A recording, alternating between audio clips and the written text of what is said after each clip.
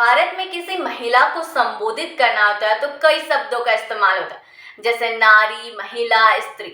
लेकिन सबसे आम और रोजमर्रा में इस्तेमाल होने वाला शब्द है औरत।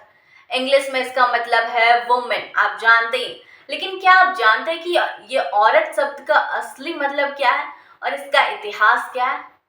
दरअसल औरत शब्द हिंदी का है ही नहीं, ये भारतीय भाषा है ही नहीं, ये तो फारसी और अरबी भाषाओं से आया है। हिंदी में महिला को सामान्यतः स्त्री कहा जाता है, जिसका अर्थ होता है संपूर्ण। लेकिन इतिहास की वजह से औरत शब्द भारत में बोलचाल में शामिल हो गया।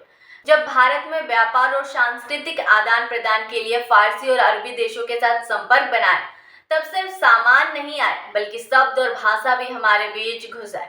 इस दौरान कई ऐसे शब्द हिंदी में आ गए जिन्हें हम रोज बोलते हैं और औरत उनमें से एक है। अब सबसे दिलचस्प तथ्य यह है कि फारसी और अरबी में औरत शब्द का मूल अर्थ है किसी महिला का गुप्तांग, यानी वहाँ महिलाओं की पहचान उनके शरीर के एक हिस्से से होती है।